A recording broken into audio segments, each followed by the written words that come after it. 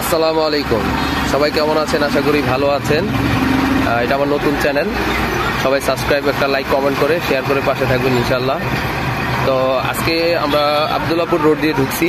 এটা হচ্ছে আটিপাড়া আবদুল্লাপুর রোড যেটা বলা হয়। জানেন দক্ষিণখান এলাকাতে সম্পূর্ণ রাস্তা সবকটাই বন্ধ, কারণ কাজ চলতেছে।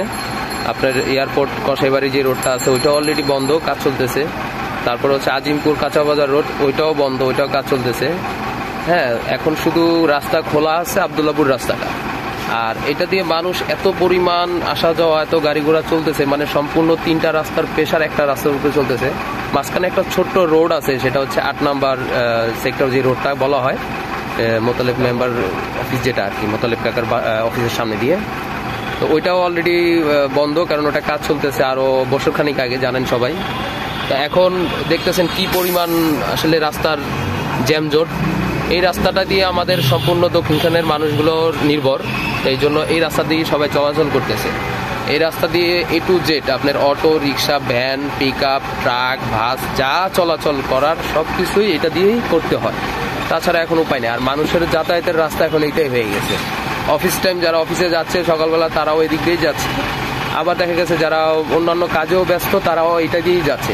এমনকি গার্মেন্টসের শিপমেন্টের গাড়িগুলো দেখা গেছে এদিক দিয়ে আসা যাওয়া হচ্ছে। এই জন্য মানুষের প্রচুর পরিমাণ কষ্ট হচ্ছে।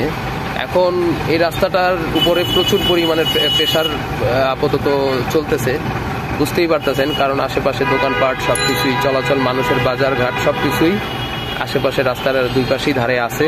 কম বেশ দেখতে পারতেছেন, এই পাশে কাঁচা বাজারের দোকান, এই পাশে হোটেল, মানুষের আনাগোনা আসলে এখন এই রোডটাই নির্ভর। তো ইতিমধ্যে এই রোডে আমরা ঢুকছি প্রায় 1 ঘন্টা হবে। 1 ঘন্টা হবে না মিরাজ?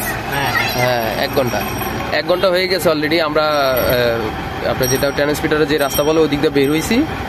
ওইখান থেকে আপনার এই মোটামুটি ফায়দাবাদ চৌরাস্তা আদম আলী মার্কেটের সামনে আসতে আপনার মোটামুটি সময় লেগে গেছে 1 ঘন্টার মতো। তাহলে বুঝেন যে কি পরিমাণের জ্যামজট এই রাস্তা দিয়ে।